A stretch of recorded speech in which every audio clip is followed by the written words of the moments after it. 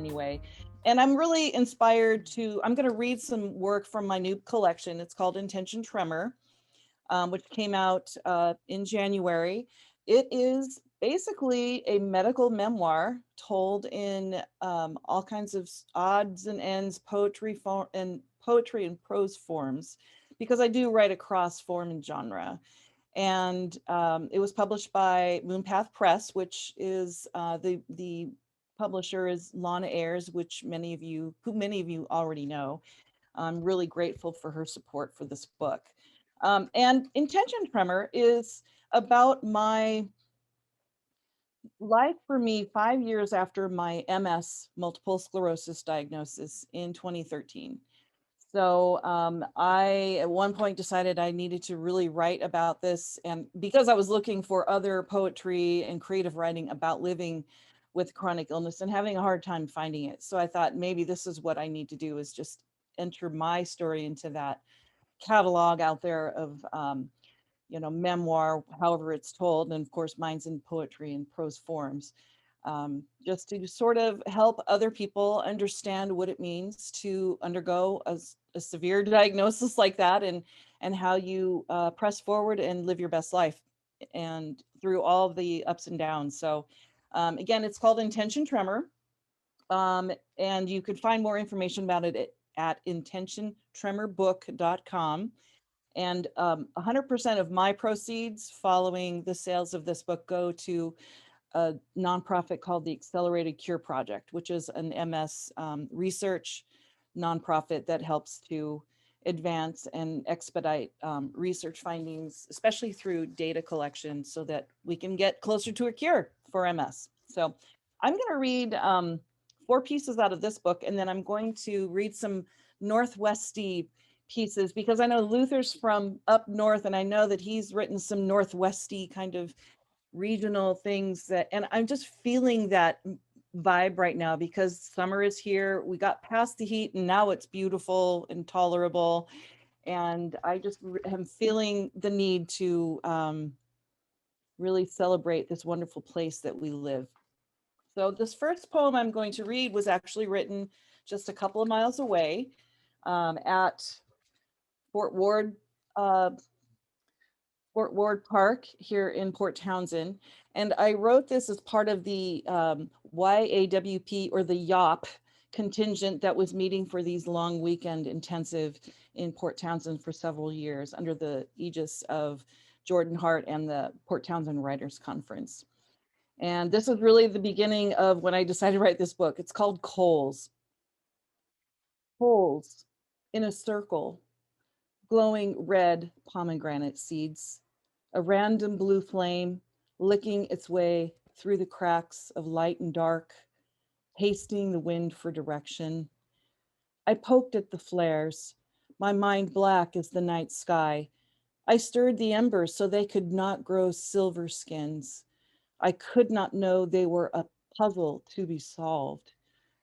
Flares and embers in white and black, film taken every 6 months with and without contrast dye.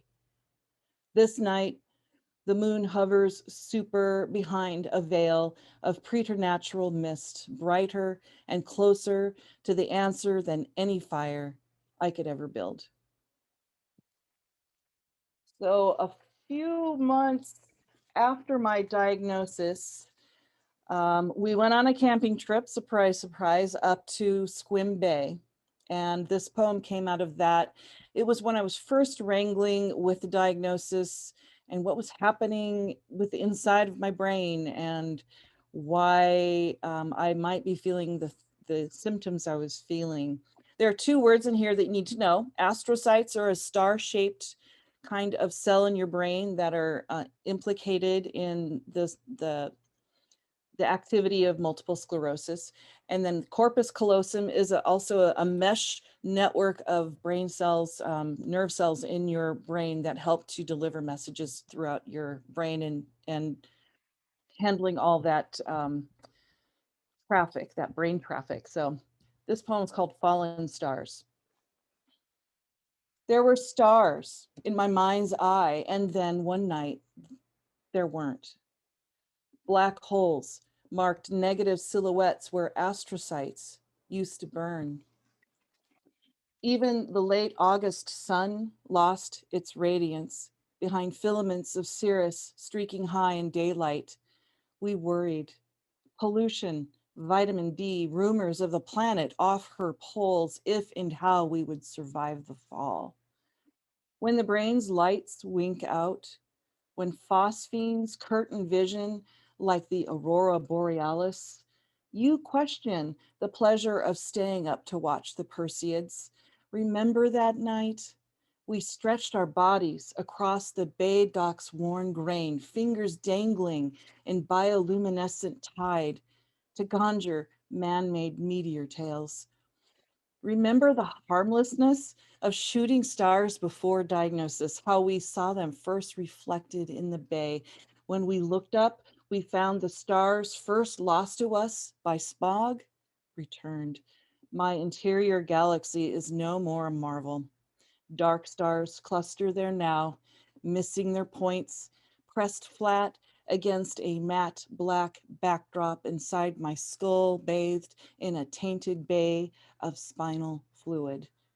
I can't connect the junctions of my brain's star patterns like bookmakers do, galactic constellations etched white on blue in books, Cygnus, the dragon, shield, northern crown. I could hardly find mine, much less name them, astrocytes that no longer rage white hot but blink randomly, genetically fueled by corroded, irreplaceable batteries. What I wouldn't give for a personal Milky Way to brighten my MRI, its soft glow illuminating the interstitial spaces of the corpus callosum, soft luminous contrails to light my way. Instead, mine is a black hole sky salted in white dots, negative action potentials, pretending the bravery of 5 point stars.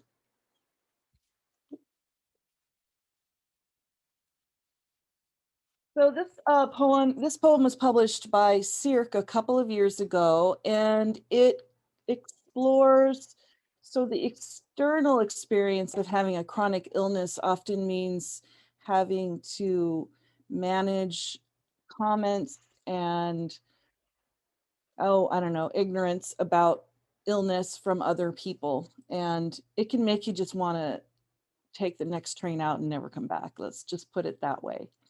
This poem is called Kanab. I want to go to Kanab, dry and red, hot and lost, a place of high noon distress. There I could be a hermit. I could build a kiva, disguise it with sagebrush, sink into its cool shade, stare down scorpions, anything to silence words and voices. At least you don't have cancer. At least it won't kill you. Instead, my days are linked in an endless chain of rain, moss, and MRIs, blood draws, talk of the risks of immunomodulators, guerrilla approaches to side effects. My speech, already compromised by a broken brain, fails new vocabulary lists. Paresthesia, gadolinium, Lermitz, neurological pruritus. Meanwhile, I can still pronounce geoduck, kinnick kinnick, aurora borealis, squim. My old self at diagnosis was tossed like a broken mannequin into the salal-ridden ditch of lost identities, not by a careless doctor or cruel nurse, but by those who I expected to know better than to lob trite comparisons. Chronic autoimmune disease without a cure or even an understanding of root cause is no better or worse than any cancer or other protracted death. It's the devil of uncertainty which unites us all, indiscriminate. At least you don't have cancer. At least it won't kill you. What do these words even mean? I know what drizzle means and high slack tide, old man's beard. I remain on the island, damp and green, cool and contained, a place of hard pan clay. I hear their voices in the fog, find their clever words veiled in the constant and unlikely solace of tinnitus. The joints of failing alder trees pop against autumn's gusts, promising widowmakers hidden in the furred and widespread arms of cedar. This is no canab, but I will make do. And then one more, and then then I'm going to take you on a little Washington State road trip. Let's call it that. This is just a snapshot of what it's like to manage a new chronic illness until you don't have to do it so frequently because things are stable. It's called the nth half yearly MRI. Radiology text. Wrap my feet in shapeless sheaths with rubber skids. Swaddle me neck to toe in thin cotton blankets, a hospital's sarcophagus. Insert an IV for the contrast session. Shroud my eyes with a folded washcloth. Crown me with earphones playing barely perceived music to prevent hearing damage. Please, no more damage. The exposed top of my head will be sliced by invisible magnetic forces into pictures. MRI was first used to investigate the brains of people with lesion activity 7 years after my first MS symptom. Those inaugural scans took 5 hours. Mine today will take 90 minutes. After the techs retreat to a control deck behind heavy glass, I am interred into the narrow tube, asked to lay motionless while drums bang strange patterns that I find oddly rhythmic enough to fall asleep to. Magnetic resonance is now familiar territory, removing my need for a lorazepam refill. This is not death. 45 minutes pass in perfect stillness, superimposed over the spasming kink in my back. After, they draw me from my high-tech tomb, unravel one edge of my mummy's wrap near the thigh, prick the IV to start the gad dye drip, send me back for a second harvest. Contrast session, the burn in the veins.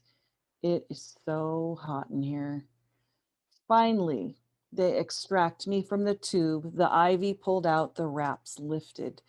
Sitting exposed in the cold, dark room, my senses reassert themselves. Cells expand, breathe, jump, squall like newborn babies clearing their lungs. I can't wait, still can't wait, at age 52, to get up and walk away from these compassionate, if anonymous keepers, to leave the hospital's familiar maze, hike the dirty city streets downhill to my ferry ride home to new normal, because at least on this rainy spring day, I can. So that's from Intention from her. And it's going to be so much fun reading these poems. I haven't read I've been on this sort of virtual book tour for this book, so I haven't really read a lot of my other stuff, and I'm super excited to have a change. This first one is a poem that I wrote when I was at a private writing retreat with Lana Ayers in Ocean Shores, and I think Anita might be here, and she was there too. And if you don't know already, the Queets River is located in Southwest Washington. And this poem is called Queets River Invocation.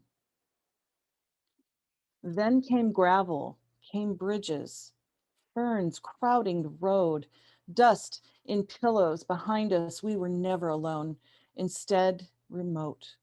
We were there, returned, our pilgrimage, theirs. Each summer, a divination, more shadows, mosquitoes, bits of robin's egg blue broken into triangles by the shadow canopy, or else lost inside old man's beard.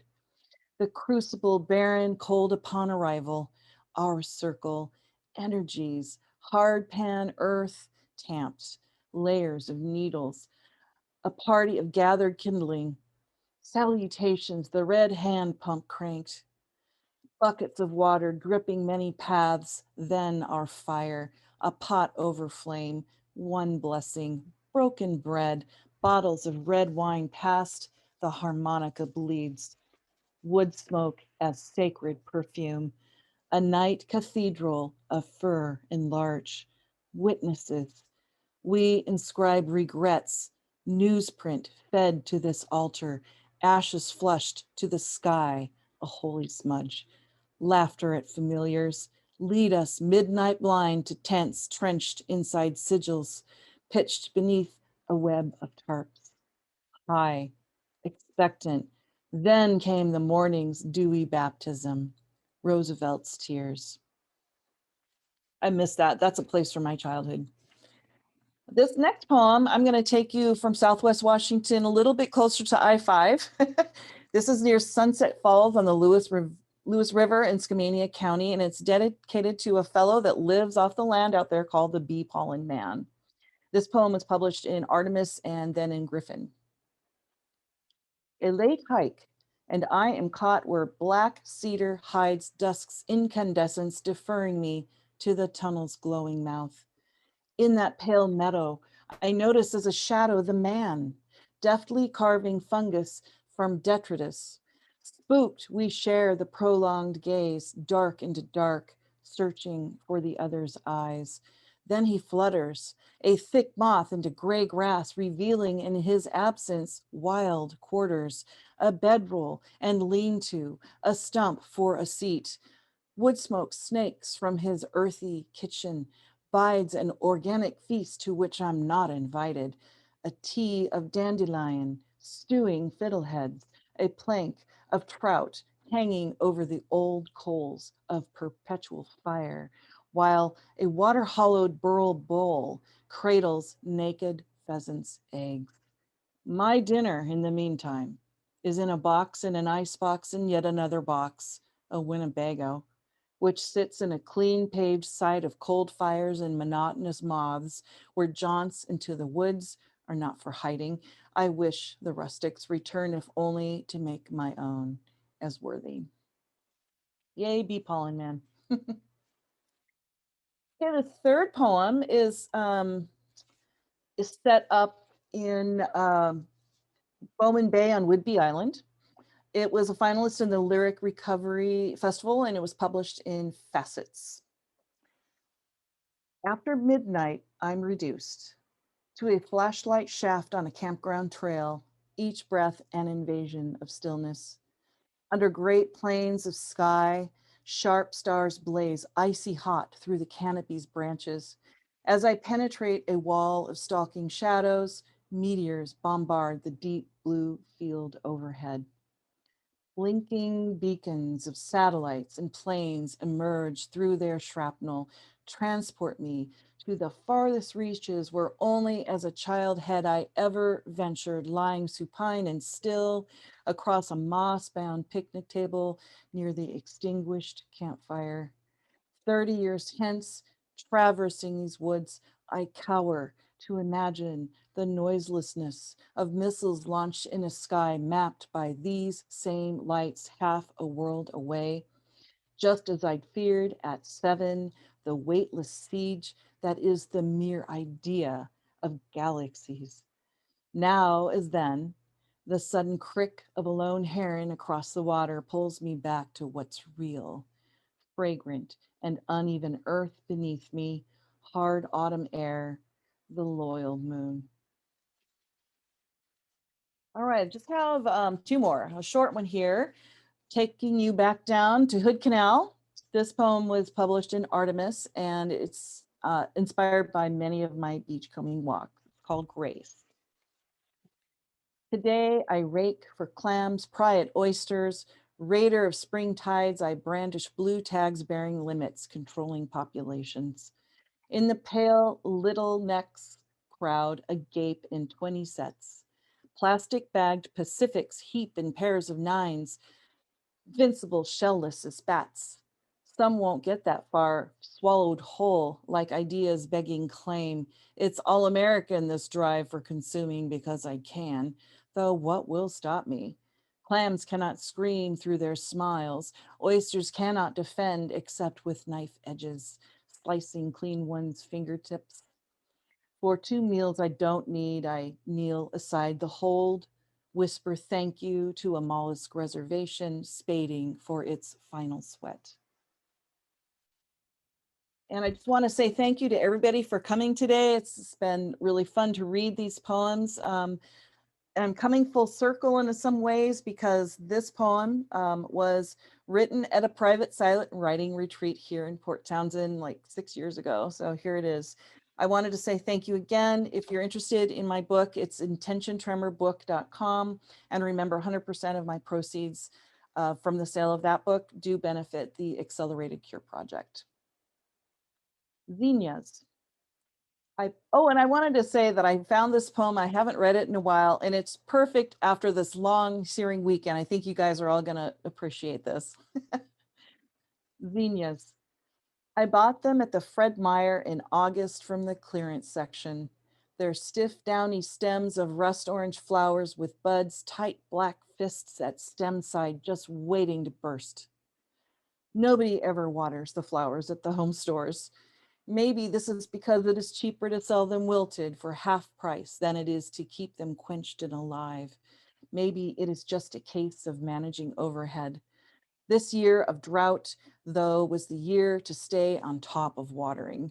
I had cobalt blue pots to fill, my earlier attempts at calabracoa thwarted by a week's vacation and no means to keep them alive against dry winds. I'd thrown flowers into every pot I had to memorialize the sudden loss of my mother, and it pained me to see the dry stems, dropped blossoms, and sallow leaves where I wanted to see nothing more than her leathery face and that smile full of big teeth.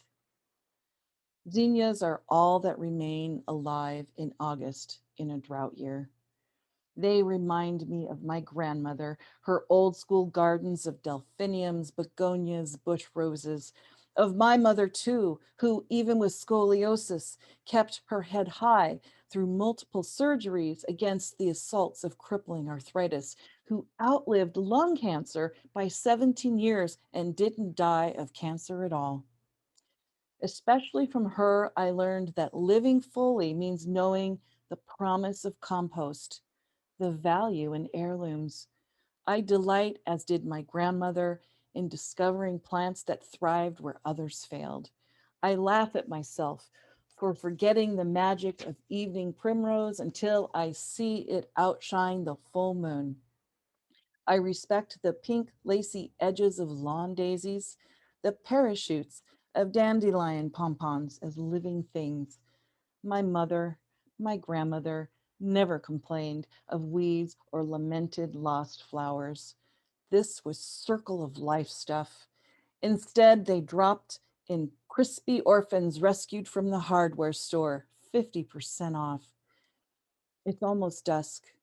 The soil is cornmeal around my hand spade as I release old dead roots, gently replace them with my wilting Fred Meyer zinnias, their brash and uppity orange blazes hiding behind yellowing foliage.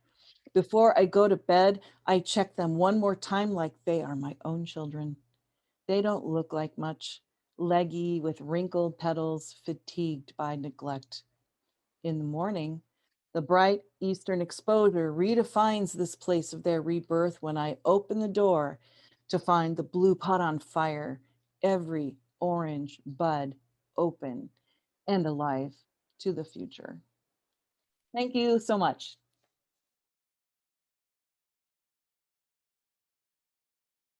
Wow. So I'm going to start off. I wrote a book about when I lived on Lummi Island, and it's a series of short nature-based poems, one poem for each day of the year. So I thought it might be good to start with a few poems that are included around this time of year.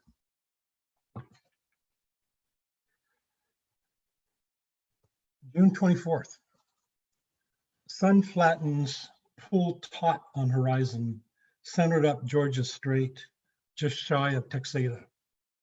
The earth pulls away, powdered rouge of sky shrinks, and the waters follow, reluctantly, caressing and streaming, as if leaving a lover, for the last time. June 27th. The sea floats on the earth. The sky floats on the sea. I am caught between, within, the thick fluid of water, blood, the thin fluid of air, thought, floating, barely breathing. It hardly seems necessary. June 28th, there's a quite amusing thing in this poem, which you'll catch on right away, but it was true at the time. The hottest day of the year thus far might have hit 80. Sticky hot, been in town, lummy kids splatter in water off the ferry dock. I go to the beach to wade, to cool, my soft winter feet prickled and tickled by the gravel. Ah, cold water aches to the bone, travels up, clasps my heart in hard grip. I back out yelping. June 29th. In winter, things are close, insular, dark. I meditate, write, introvert. Hot summer, but summer stretches far beyond my reach, boundaries evaporating in evanescent shimmers of light. I just want to move, touch, do, with no thought, no reason, no prayer. And June 30th, shoulder-high grass, heavy heads hanging to the marvelous blue dazzle heavens, blackberries snaking below, Scotch broom burgeoning into the sky, bordered by blossoms of wild rose, already tattered unto the earth. The barely apparent nod and twitter of long stems from the not apparent wind spirit.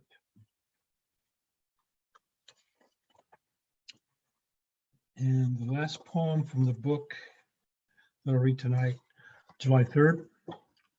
Deep evening, front moves in, clouds the color of slate, water the color of clouds, sky the color of water, leaves the color of sky, eyes the color of leaves, the color of slate, the smell of slate, the taste of slate, the sound of slate. So moving on to some other poems. This first poem is called Deer Hunter. The deer, any deer, testing with each step, eyes flared, ears flared, aware of everything. The way it chews, breathes without sound, still a coiled spring. Sometimes just lyric shadow, moving through trees, appearing, disappearing. This is how stillness moves. Then bounding, grace. I want that in my body. I want to taste the entire earth in the leaf of serviceberry. I want my heart to beat madly at the scent of coyote and understand that agreement, aware.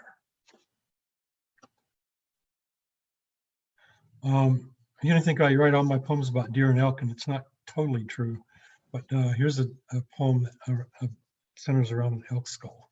And Tamara, I heard that you had one of your poems is published in Cirque, and this poem is in the current issue of Cirque for the summer.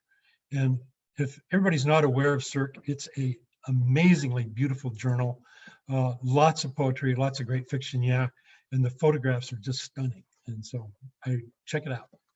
CIRQUE, as in glacier. Okay, neighbors.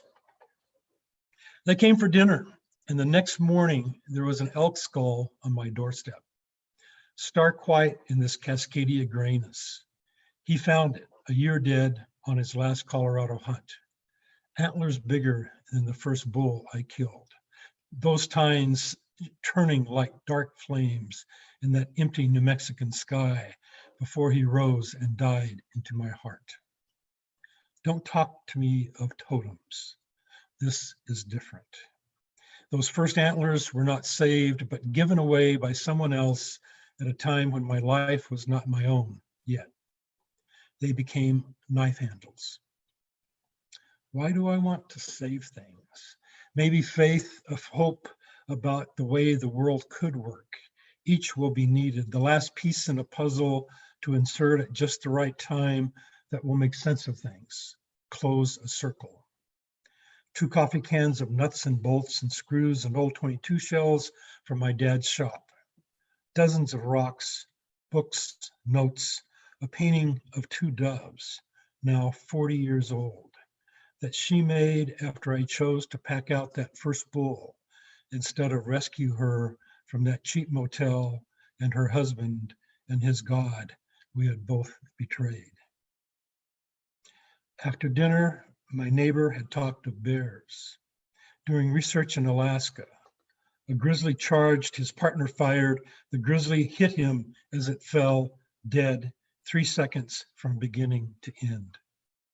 Since then, twice he has seen a black bear and waited.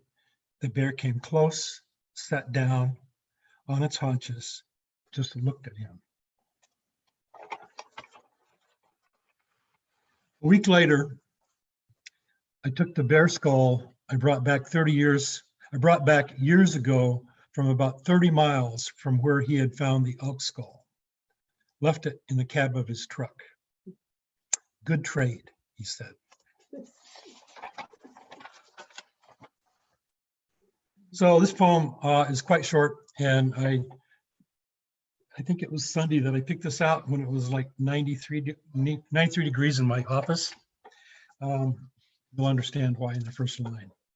The gray wires of November rain, half-eaten light, the heat of nestled flesh. So I make a living by designing houses. And so once in a workshop, we were asked to write poems as curses. So this is it. Most of these things I've either seen or heard or know to be true. And so, and this will break the mood a little bit. A curse upon buyers of cheap spec houses. May the foundation crack and snakes slither through and take over the crawl space. May a rat find its way into the uncapped sewer cleanout and show up in the toilet, only half dead. May termites and powder post beetles feast upon all that cheap wood for many years before they are discovered. May off-gassing from the vinyl flooring be not immediately fatal. May the floor at each doorway have an irksome squeak. Yeah, that's wrong too. May the unlevel floor cause the kitchen table to always wobble. May the leaking toilet rot the floor and collapse through the joists under the weight of your mother-in-law. May that first small crack in the sheetrock be fruitful and multiply. May the closets be an inch too narrow for your hangers. May the toilet in the powder room face directly into the living room. May the only place for the bed block the only electrical outlet. May the light switch in your son's room operate the garage door. May all the window seals fail one day after the warranty expires. May none of your new upstairs furniture fit through the stairwell. May your upstairs toilet be located directly over the kitchen. May one half of the water faucets have the hot and cold reversed. May your energy bills bankrupt you. May there be no soundproofing between your bedroom and your daughter's as she discovers she is orgasmic after only 40 minutes of ecstatically vocal sex. May your builder flee to the Caribbean with your banker's wife, taking the money owed to the tile setter, the painter, and the electrician. And finally, may you never be able to afford to move. It's my life. Okay. How to eat properly at a Japanese restaurant. Stuck in a strip mall in a white liberal town in the Northwest, we think nothing of it. other than how is the ramen, is the sushi gleaming, the service crisp, but not sure of the protocol when the sushi chef calls out a greeting as we enter. Some nod, some reply, some apparently go deaf. We go polite, take our seats in a corner. There is one non-Asian worker and she is blonde and cheerful and our server. An older Japanese man, a customer, scans the precise sepia photos of a past Japan along the far wall. I say older, but startled, I realize I could be older than him and think his father could have struck my father with a rifle butt in the Philippines, fed him rotten rice and stagnant water and parasites, the parasites. But now it's time to look at the menu, and my companion thinks ramen, but I choose miso and tempura prawns, vegetables. I try not to imagine the chemical broth at the shrimp farms, skinny Asian kids waiting around to seine the harvest. Parasites, or maybe not. Or maybe just trawlers raking the sea bottom smooth of every life form and feeding the bycatch to the gulls down in the Gulf. The Vietnamese shrimpers terrorized at the docks for stealing white privilege. Now we order, and because she is blonde, I don't have the impulse to point at the menu item as I otherwise would. Our dinner talk is of friends who are being who they are, over and over again, to no fresh avail. I complain about work, she smiles, our ritual. The miso comes early and we share it, wondering at what point we can abandon the chopsticks and slurp. I doubt if anyone cares, which is likely what our friends feel as well. There's probably a thread of tradition and propriety that prescribes how to do this. The ceremony for miso, like tea. There's definitely a thread of propriety in my conscience that says I shouldn't be here, that I should honor the survival of my father after 3 long years of imprisonment. But we kept our own prisoners, stockyarded thousands of Japanese citizens during World War II. And we would do it again, I'm sure. We will never be done with this. I will leave a substantial tip. Like my father, should I shun everything Japanese and detest these people, this culture, this tempura, these chopsticks? Half his companions starved to death. But the tempura comes, it is delectable. I place an order for gyoza. I wonder if the pork comes from some factory farm in the south, the pigs numbered and drugged. However, this gyoza is excellent, and I almost forget that I hold the chopsticks wrong because it makes more sense to my fingers. I thought it made sense 40 years ago, 40 years after the war, to buy a Japanese car. You know, forgive and forget, throw arms across the sea, transcend Pearl Harbor and Hiroshima. But when I drove up, my dad just walked away, disgusted, humiliated, feeling like he was beaten at the docks by his own son, just bycatch.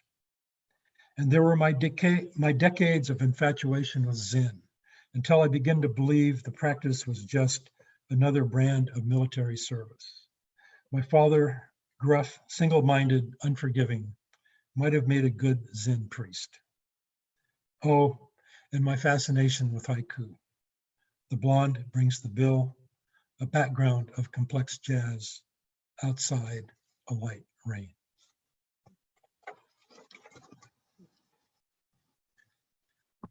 Another short one. The difference between quiet, like a sleeping bird, and still, like a buried stone. So I have one more kind of long one to read, and then a couple of very short ones. If you can, I'm doing okay. This is a poem that was written during our Speakeasy series called A Spiritual Thread. There were 5 poets involved, including myself, and we wrote a series of linked poems. So each poem needed to be linked to the previous poem written by another poet. And so we went 5 rounds. So there were 25 poems total. We wound up with 62 pages of manuscript. And these are all recorded, and you can see the link on Leopoldo's email to you. There are 5 recordings, each runs about an hour. of reading the poems and discussion. It started in November 2019, and right at the beginning of the second round, COVID hit, and that had a huge impact on our writing and the way the linkages transpired. So I want to point out the link in this poem to a previous poem, so you just kind of know where that came from, because it's a little bit, I don't know, it's a little bit something. Thumb licked isn't living, loving, lips and kiss. And then there's also, I mentioned a thumb lick arium, which is a link to previous use of the word martyrium in another poem. So that's where that came from. The light is quiet tonight. We live in such a narrow spectrum: temperature, perception, and understanding. An agreement between microorganisms, subtleties of chemistry, and our body. The boundaries dynamic, necessary, insecure, one breath at a time. Should dedicate that to Tamara. Probably understands that. So, okay. And somewhere in all that, consciousness, absolute and overpowering fragility. We are fine-tuned to a place, a climate, a diet, a biota, and ignore that with our entitled will. Consciousness can go anywhere. The body cannot. COVID-19, Corvid 84, crow, raven, body bags, and black shirts. What is it between the beauty of Italy and tragedy?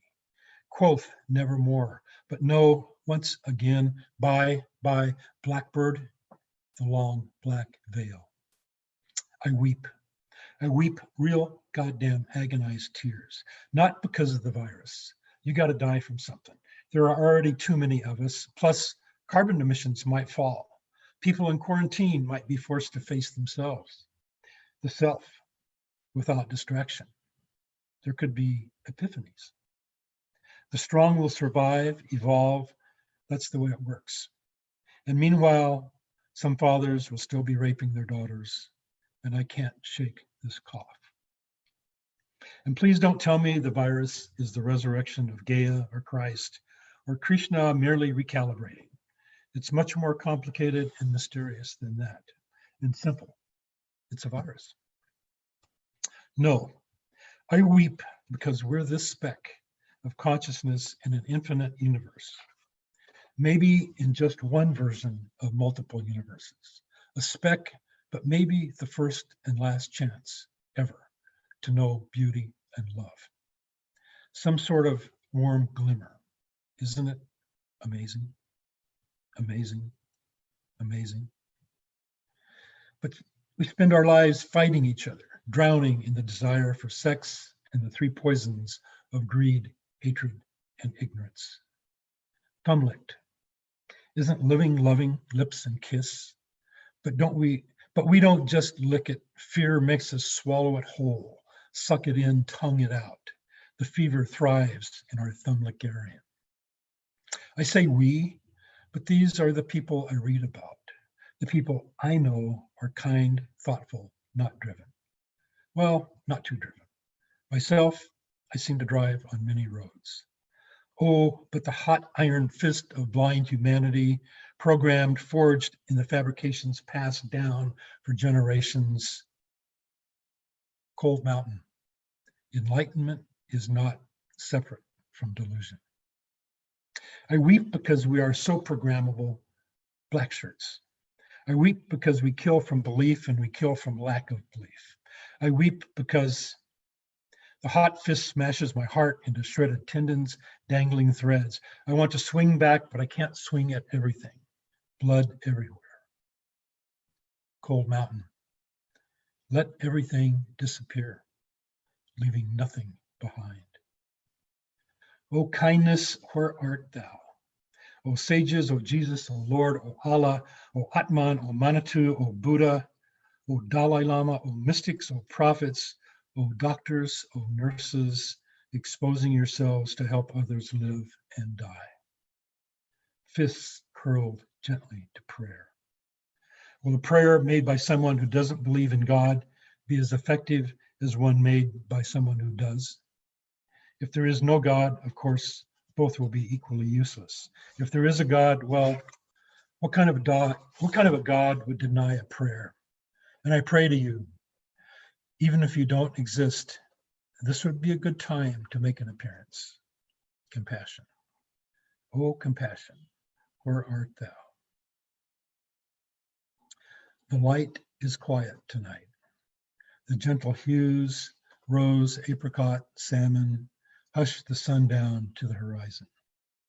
The trees, still the black sticks of winter, ready to bud, flood pollen into the tired air. The earth turns gently away. The sun, now just a corona of failing light. That corona will rise on the other side of the world. Fresh, it always has. So two more, one very short, but this one I have to return to the elk and deer theme, because rising. First thing every morning, I look into the yard and check for elk. There has never been an elk here. The nearest one miles away, with no reason to wander. I might as well be checking for the archangel or the Buddha. But the elk might be the Buddha or something more important. And I'm grateful for the sometimes beautiful sheen on the world and the layer upon layer of mystery beyond what is apparent. Thank you.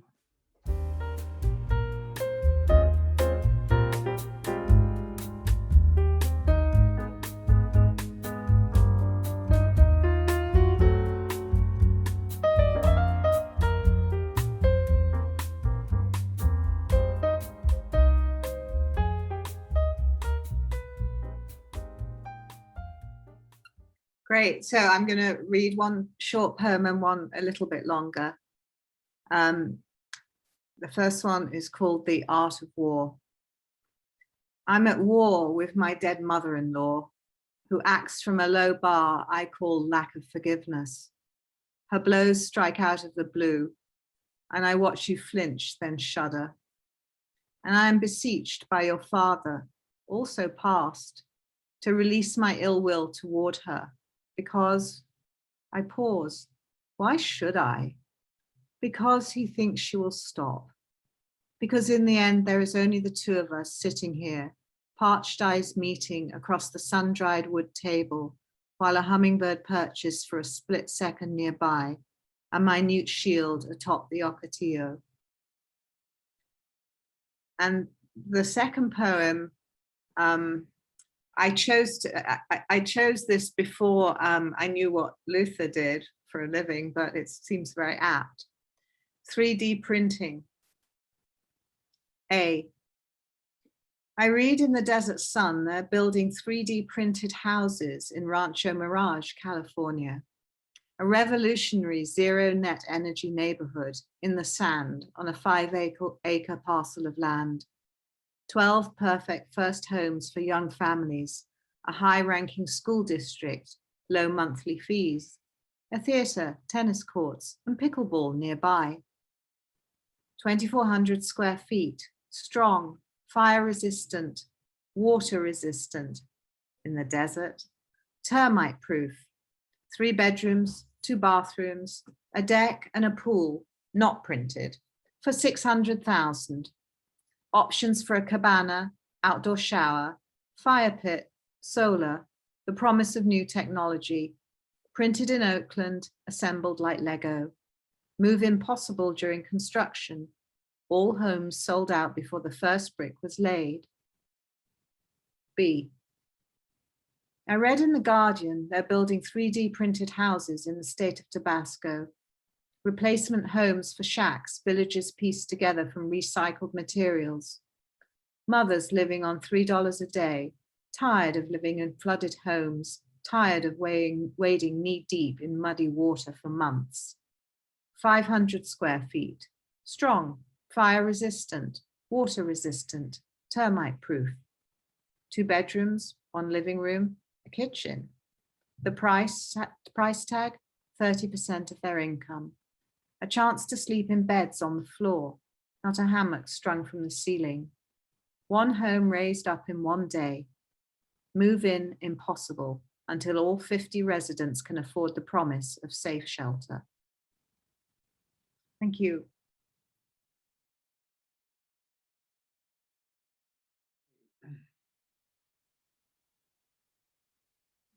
Paeta, a child lying in its mother's lap, enfolded is in nature's gentle wrap. Standing alone in a wooded glen, gurgling water soothes the brain. Oh why do we then destroy the mother's lap in which we lie? The earth shorn of her sari green, no tears reclaim the desert scene. Watching his pain on the cross, the agony gnaws Mary's heart. Tears wet the body in her lap. Who weeps for mothers crucified? No horseman, no apocalypse, but greedy, human, grubby fingers, digging, burning, raping, pillaging, children ripping their mother's womb. Yeah, that's it. And basically, you know what a sari is, right? Yes. Yeah, okay. So just making sure. All right. And of course you know about the apocalypse, the 4 horsemen of the apocalypse. There was a Glenn Ford movie that was the 4 horsemen of the apocalypse. So that kind of gives away how old I am. All right. So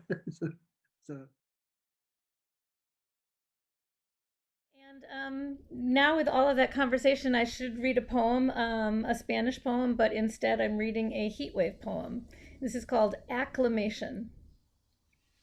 Cool rags and sips of warm water, ice cubes on my skin, chili flaked watermelon, its flesh golden yellow, as if it too were surprised at its hue.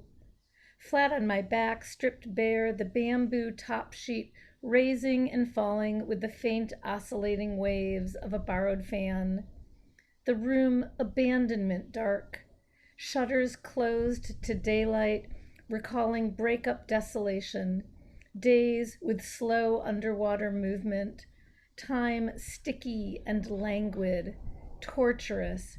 I yield to the temptation to know what time it is, to quantify how much nothingness has passed, how much more I think I can endure. Open my eyelids and feel the gut punch of disappointment. I should know better than to try to make friends with time, the uninvited guest unsuitable for friendship. It's a trickster, distorting and distracting, its black magic yanking me like a surprised hare from the bottomless hat, holding me by my ears, dangling and dazed in the light, disrupting my continuity, ripping me into a moment where I am mere prop. All of us, discarded, return to the prop closet, or the heap of detritus that won't fit in the traveling case, or even if it could have been wedged in, is relegated to history while still believing it is integral to the future. Lying here in the interminable rise of heat, I feel the rise of protest in my throat, the cool fire of rage against insignificance. I close my eyes to the you-less darkness, your contoured shape bent to close the suitcase, the image that replays mirrored convex. You appeared closer than you were. Your true self slid across the coordinates of the time-space continuum to a predetermined distance from intimacy, the calculation of which I've never understood. Thank you.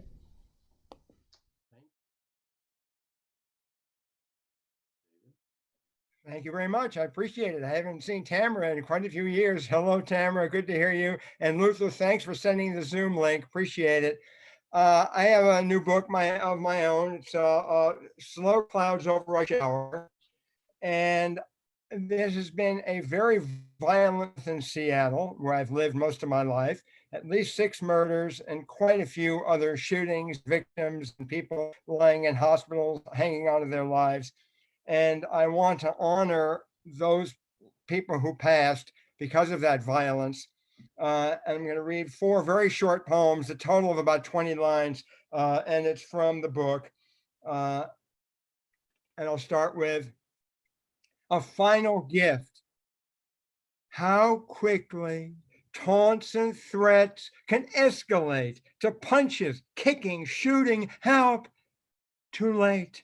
Blood trickles from a corpse to gutter grate, on stream of alcohol and meth adrift, to gurney placed in ambulance, a free lift, an ambulance to morgue, a final gift.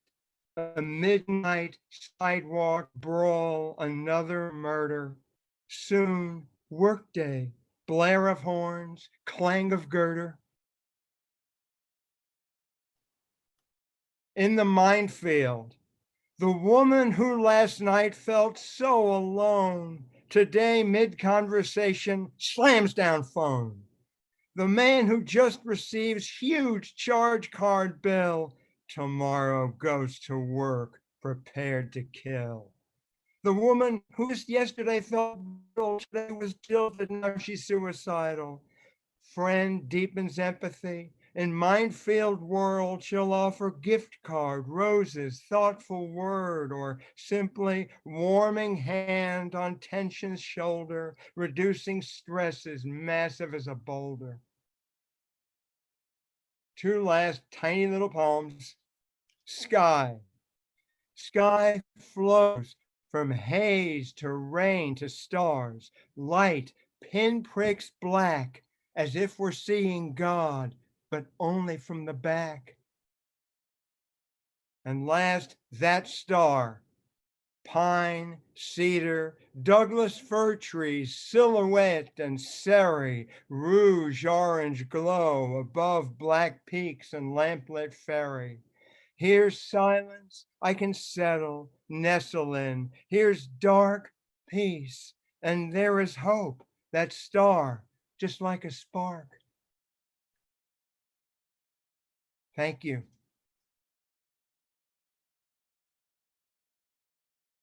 Thank you.